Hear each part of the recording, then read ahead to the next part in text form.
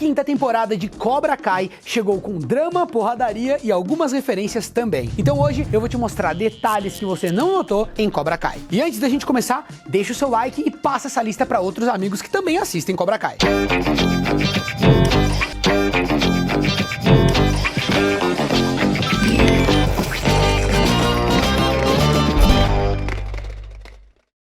Antes do vídeo começar, eu queria falar com vocês que são fãs de Cidade de Deus como eu, talvez o filme mais importante do cinema nacional, e agora nós temos uma continuação depois de 20 anos com o curta-metragem Buscapé. Em parceria com a Vivo e com a Motorola, foi criado esse curta que vai continuar a história do Buscapé. O Buscapé volta agora pra Cidade de Deus com uma nova história, uma nova trama que tá muito legal. Então aqui embaixo tem um link na descrição para você assistir o curta-metragem e também ver a minha entrevista com os realizadores, os atores que participaram do filme. Vai lá!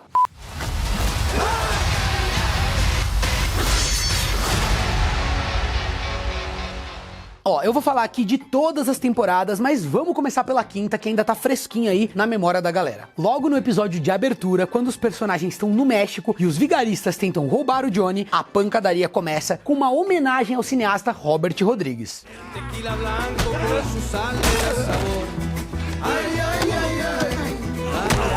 A trilha sonora que acompanha a ação é uma música chamada Canción del Mariachi. Não, Canción del Mariachi. Será que é assim que se fala? Canción del Mariachi. A versão do filme A Balada do Pistoleiro, cantada pelo astro Antônio Bandeiras. A mujeres no me falta ni el dinero ni el amor. No terceiro episódio, durante a conversa do Mike no telefone, rola o mesmo diálogo de Karate Kid 3, em que ele pede 50% dos ganhos do Terry Silver. Now, for me to do my very best, I'm gonna need 50%. For me to do my absolute best, which is what I want to do for you, I'm afraid I'm gonna need 50%. E ainda nesse episódio, os fãs mais atentos notaram o colar de polvo que o Miguel compra pra Sam, que claramente é uma referência à pelúcia ganhada por eles lá no parque na primeira temporada. Próxima curiosidade. No sonho da Carmen, toca a música Playing with the Boys, que é um dos temas de Top Gun. O curioso é que na temporada anterior, o Johnny canta essa mesma música quando o Miguel encontra ele bêbado.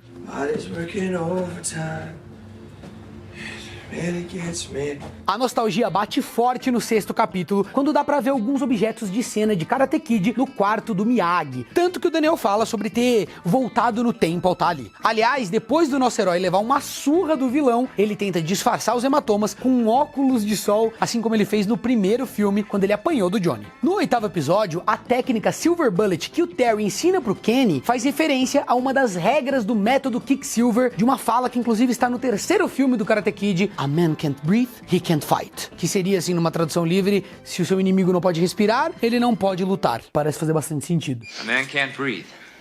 He can't fight. No episódio 9 tem uma interação entre o Daniel e o Chosen que é legal pra resgatar certas lembranças de Karate Kid 2. Nesse caso, o ex-vilão fala sobre a vergonha e o amor que ele sente pela Kumiko, que apareceu na terceira temporada de Cobra Kai e foi o interesse romântico do Daniel no segundo filme. Ah, você notou algo de familiar ali no treinamento da Tori com aquela tábua de pedra? Isso lembra muito o treinamento do Daniel em Karate Kid 3 com as tábuas, e como essa série gosta de fazer um callback, lá no último episódio o Silver manda os capangas finalizarem o Johnny da mesma forma que o Chrissy mandou o jovem Lawrence fazer no filme original com um Finish Him. Finish him. Agora, num exemplo de callback com a própria série, o Kenny acaba usando a técnica Silver Bullet no Robbie. A gente vê no final o Daniel também usando os ensinamentos do método Quicksilver, mas o legal é que ele faz isso com as técnicas do Miyagi e do Chosen pra vencer o Terry Silver. Sem falar que ele finaliza o oponente com o chute da garça.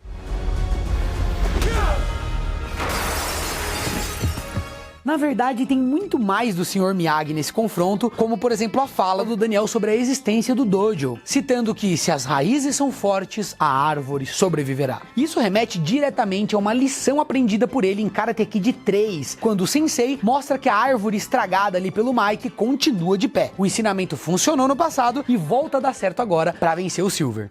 Just like you, Daniel-san.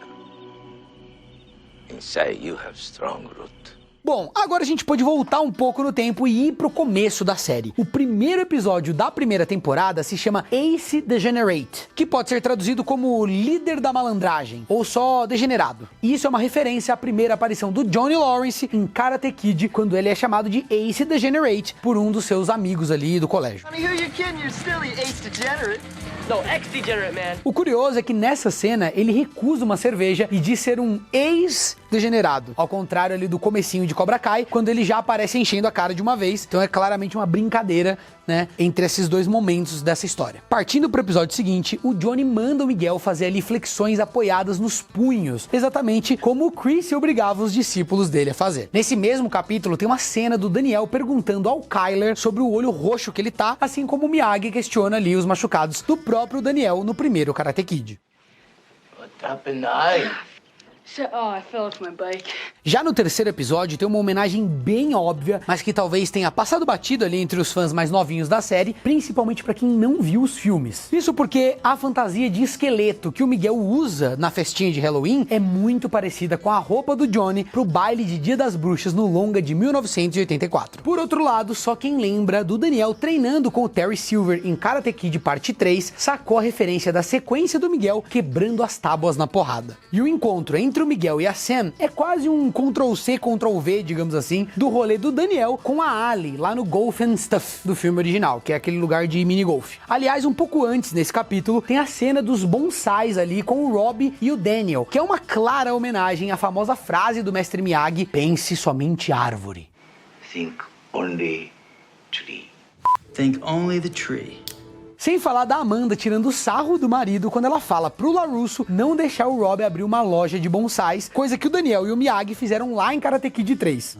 Mr. Miyagi's little trees was a solid business plan. We just ran into some bad luck. E por falar no Daniel, fora todo o papo sobre equilíbrio, ele até usa ali uma roupa de beisebol para ensinar técnicas de soco pro Rob, igualzinho ao seu mestre fazia.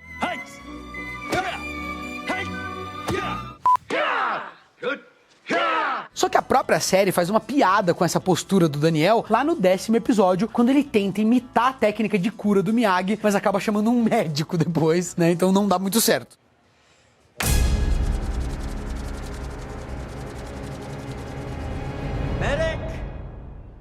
Chegando na segunda temporada, é legal a gente notar que aqueles troféus nas prateleiras ali do Dojo Cobra Kai são todos do Johnny, provando quanto o cara realmente era um grande prodígio do karatê. Ainda nesse episódio, fora as referências óbvias a cera pra direita, cera pra esquerda e pinta pra cima, pinta pra baixo, daquela cena que talvez seja a mais clássica dos Karate Kids, teve um momento de easter egg no segundo filme que poucas pessoas notaram. Um desses easter eggs é o Daniel mostrando a tal martelada única pro Rob, uma técnica que o Miyagi ensinou depois que o jovem pupilo tinha tomado um soco da namorada. Teve também o Rob aprendendo as duas regras do Karate Miyagi-Do, com direito até o tamborzinho, exatamente como o LaRusso foi ensinado lá em Okinawa. Na cena, o Daniel até fala que o tambor salvou a vida dele, o que é verdade porque o cara usou os fundamentos desse brinquedo para conseguir vencer a luta final contra o Chozen.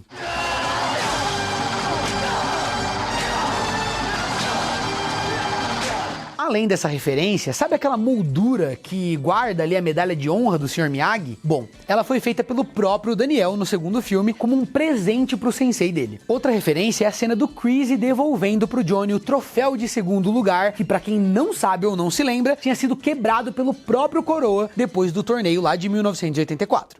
It may say second place, but in my opinion, you were always the better fighter. Inclusive, logo depois dessa cena, no mesmo filme, o Chris arrebenta os dois punhos tentando lutar contra o Miyagi depois que ele começa a agredir os seus discípulos. Não é à toa que esse momento ganhou uma referência no segundo episódio, quando o LaRusso encontra o Chris e ele provoca o cara dizendo: como estão as suas mãos? Porque sabia que ele tinha quebrado as mãos lá no passado. How your knuckles doing there, Chris? No comecinho desse mesmo capítulo, quase ninguém notou que o barquinho no quintal do Miyagi-Do é o mesmo usado pelo Sensei Miyagi para ensinar equilíbrio pro Daniel. Voltando pra turminha da serpente, no quarto episódio, a Tori se apresenta pro Miguel falando Tori com Y, assim como a Ellie faz Ellie com I pro LaRusso lá no primeiro filme. Então, ó, as coisas estão conectadas. Mesma história, mesmo universo. You got a name? Allie with an I. Tori.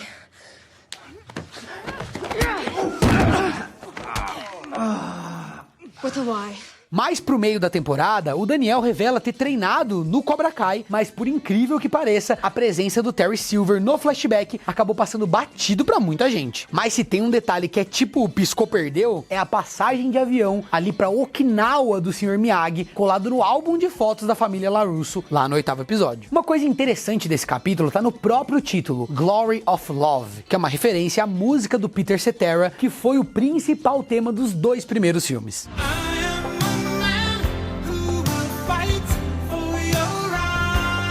Indo pro 10º episódio, momentos antes da desgraça na escola acontecer, quando o Johnny tá tentando bater um papo com o Robbie, ele menciona um tal de Trapper Keeper. Couldn't find a Trapper Keeper, those still cool. I don't know what that is. E como muitos não devem saber, Trapper Keeper foi uma marca de fichários que foi muito famosa nos Estados Unidos nos anos 80, que toda criança queria ter como símbolo de status. É tipo aqueles cadernos do Bad Boy aqui no Brasil, sabe? Vocês não sabem, que vocês são muito novos talvez, mas na minha época, o caderno do Bad Boy era a forma que você demonstrava, não sei o que demonstrava na verdade, mas todo mundo queria ter o caderno do Bad Boy. I'm so old. Finalmente, chegando na 3ª temporada, o primeiro episódio segue a tradição com mais um montão de detalhes que estão escondidos e referências aos filmes de Karate Kid. Tipo quando o Daniel vai até o Cobra Kai e dá de cara com um papelão em tamanho real do John Kreese, exatamente como aconteceu lá na primeira vez que ele visitou esse dojo. Nessa sequência, o sensei maníaco ainda tenta provocar o LaRusso, repetindo aquele famoso ensinamento do mestre Miyagi: não existe um mau aluno. No such thing, bad student, only bad teacher. Deixando de lado essa treta entre o Cobra Kai e o Miyagi-Do, o 2º capítulo focou no passado do Kreese, trazendo alguns easter eggs pra lá de inusitados. Pra começo de conversa, tem aquela duplinha de valentões que aparece num Ford Super Deluxe 47, mas você não deve ter sacado que é o mesmo carro que o Daniel ganhou de presente do Sr. Miyagi. Falando nesse flashback, a sequência na lanchonete foi inspirada em De Volta pro Futuro, tanto que um dos bullies fala a frase clássica do Biff: "What are you looking at?", que é tipo assim: o que você tá olhando aí pra mim? What are you looking at? Loser? What are you looking at, butthead? Algumas cenas depois, nesse episódio, quando o Daniel e o Johnny estão procurando o Robbie, a Amanda LaRusso tira sarro da dupla, chamando eles de Tango e Cash. Como muitos fãs mais novinhos não pegaram a referência, Tango e Cash é um filme policial de 89 sobre 2 detetives do narcotráfico ali, né, que pesquisam narcóticos, tráfico de drogas, com o Stallone e o Kurt Russell. Uma outra referência que pouca gente pegou é o título do 3º capítulo, Now You Are Gonna Pay, que é uma fala do Johnny no primeiro filme, quando ele ia dar uma surra no Daniel. Now you're gonna pay. No outro lado dessa rivalidade, a Samantha LaRusso é a prova perfeita daquele famoso ditado tal pai, tal filha, já que a garota realmente não leva desaforo pra casa, como a gente tem visto nessas temporadas. Um exemplo disso é quando ela fica pistola no 4º episódio e sai metendo porrada nos moleques do Cobra Kai no meio da partida de futebol, exatamente como o Daniel fez lá no Karate Kid. Mas saindo de All Valley e chegando em Okinawa, poucos fãs encontram um dos easter eggs mais bem escondidos da série, que apareceu de relance bem rapidinho no 5º episódio. Aquele artefato parecido assim com uma miniatura de uma torre na prateleira do Chozen faz referência a uma relíquia do Sr. Miyagi do desenho animado do Karate Kid. Olha só, gente, quem ia imaginar? Not me. Já que eu falei do Chozen, nesse episódio ele deu o troco no LaRusso com uma icônica puxada de nariz, a tal técnica de misericórdia mais marcante do 2º filme. Honk. Nesse mesmo capítulo, o Mitch, conhecido como Bafo de Pico, mostra uma cerveja quentinha, que é uma referência à bebida oferecida pro Johnny no começo do Karate Kid. Agora, focando no antigo mestre do Johnny, os flashbacks do John Kreese, lá no Vietnã, do episódio Rei Cobra, foram inspirados no filme Platoon, dirigido pelo Oliver Stone. Tudo bem que a referência não é assim tão óbvia, mas se a gente parar pra pensar, é possível notar algumas semelhanças entre o Kreese e o personagem do Charlie Sheen nesse filme. Em compensação, o 6º episódio também trouxe um detalhe que é bem escrachado na real, porque o Kreese ameaça o Daniel repetindo a mesma frase que ele falou pro Miyagi no longo original. It's open season. On them. And you. And it's open season. On him. And you. Indo pro 4º ano da série, no final do primeiro episódio, o Silver chuta uma garrafa que tem o logo Kamen escrito, que é uma referência ao roteirista dos 3 primeiros Karate Kids, o Robert Mark Kamen. Mas não é só isso, porque essa marca de vinho ela não existe só no universo de Cobra Kai, já que na vida real, o próprio Robert é o dono da Kamen State Wine. Aliás, o Kamen inventou toda essa história porque ele foi espancado por uns valentões e depois disso ele aprendeu karatê com um fuzileiro que era maluco e violento, tipo o Chris e o Silver. Logicamente que o cara acabou trocando de sensei e passou a praticar um estilo mais defensivo com um mestre que se chamava Shogun Miyagi. Sacou aí a inspiração? Enfim, voltando aos easter eggs, ainda no primeiro capítulo, o Miguel fala sobre o team-up entre o Rocky Balboa e o Apollo Creed, para derrotar o vilão Clubber Lang no Rocky 3. How did Rocky defeat Clubber Lang? You do it alone? No. He and Apollo had to work together. Pra quem não conhece, o Balboa e o Creed eram rivais que se enfrentaram nos 2 primeiros longas dessa franquia, mas que acabaram virando grandes amigos no 3º filme. Inclusive, o 5º episódio dessa temporada tem mais referências a Rocky. O treino do Johnny, por exemplo, é uma sátira à montagem de treino ali do Rocky 3, mas com o tema do Rocky 4. Isso sem falar do duplo nocaute entre o Johnny e o Daniel, que lembra bastante a cena do Balboa caindo junto com o Creed, bem lá no final de Rocky 2. Voltando mais pro começo da temporada, no 2º capítulo, o Daniel quebra a garrafa do Johnny, exatamente como o Miyagi quebrou a garrafa dos beberrões em Karate Kid. Mais tarde, o Daniel treina no galpão da Weber Industries, que é uma referência ao sobrenome original do Daniel, que inicialmente seria Weber. Acontece que esse nome mudou depois que escalaram o Ralph Macchio, porque a produção queria algo que soasse mais italiano, e foi por isso que surgiu o LaRusso. Mas pros novinhos que até hoje não viram os filmes, vários momentos de Karate Kid são recriados com o Anthony e o Kenny, mas os papéis se invertem, já que o filho do LaRusso é o bully da história. Seguindo em frente, no episódio 3, o Rob dá uma de Mestre Miyagi, falando pro Kenny sempre olhar nos olhos do adversário. Antes disso, ainda teve toda a cena ali do treino com o Daniel e com o Johnny, usando uma roupa de hóquei muito parecida com a própria que o Miyagi usava para treinar o Danny Boy. Esse episódio também escondeu uma homenagem a outro clássico dos anos 80, já que a técnica de pegar o peixe é uma referência à técnica do Senzo Tanaka, de O Grande Dragão Branco, um filme muito importante. Aliás, no capítulo seguinte, o filme que fica passando lá no drive-in é exatamente O Grande Dragão Branco. Como se não bastasse, o episódio 7 trouxe outra referência a esse longa aí tão famoso, com a Devon falando da cena em que o vilão taca areia nos olhos do Van Damme nas finais do Kumite. Então digamos que nada foi por acaso.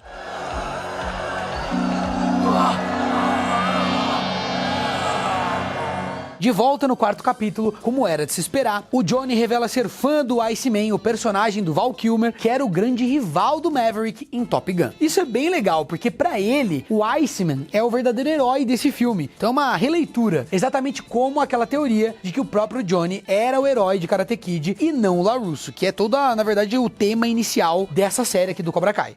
Calls himself a maverick? Can't call yourself a maverick. Algumas cenas depois, o Terry diz: se um homem não pode ficar de pé, ele não pode lutar, que é a primeira regra do método Kicksilver que ele ensinou pro Daniel lá no Karate Kid 3. Já que a gente voltou a falar desse karateca psicótico, um dos alunos do dojo Miyagi Feng, se é que dá pra chamar assim, falou que o Silver parecia um Highlander. Looks like a Highlander. Acontece que não dá pra saber de qual Highlander ele tava falando, porque ao mesmo tempo que o Silver tem a vibe psycho ali do vilão Kurgan, ele também vive de cabelo preso como o Sanchez. Pra quem tá perdido, esse filme acompanha um espadachim imortal que passa séculos e mais séculos sendo caçado por outro guerreiro imortal que quer ser o único de sua raça. Voltando pra série, no mesmo episódio, no tablet do Demetri, aparece uma matéria sobre o escândalo de lixo tóxico, que faz uma referência ao acordo de plutônio do Terry mencionado no Karate Kid 3. No capítulo seguinte, aquela cena hilária do Miguel lambuzado ali é uma referência às fotos do William Zabka cheio de óleo da época em que ele era modelo, que é bem constrangedor e engraçado. É um passado ali do ator que eles trouxeram pra série. Easter eggs oleosos à parte, quando a Devon se junta ao Eagle Fang, ela fala da Cynthia Hot Rock, que foi uma das maiores estrelas dos filmes de artes marciais lá dos anos 80, ao lado da atriz Michelle Yeoh. Chegando no grande finale, o Demetri compara o Rob ao Darth Vader, falando da cena que ele mata os jovens aprendizes durante a Ordem 66 em Star Wars: A Vingança do Sith. Mas a cereja do bolo é o Rock, ainda dizendo que o amigo tem o terreno alto, fazendo referência à frase do Obi-Wan Kenobi, momentos antes dele capar o Vader em Mustafar. feel like a helpless Jedi youngling about to get slaughtered. Okay, well, you're taller. You have the high ground. Ah, e aquela cena polêmica dos moleques tirando o kimono na luta do último capítulo é uma possível referência ao Van Damme lutando sem camisa em O Grande Dragão Branco. E pra fechar, no último capítulo, um dos chutes do Robbie lembra muito a bica que o Neo dá ali no peito do agente Smith na sequência final de Matrix.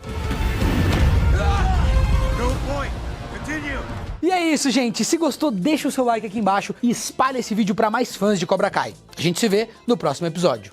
Tchau!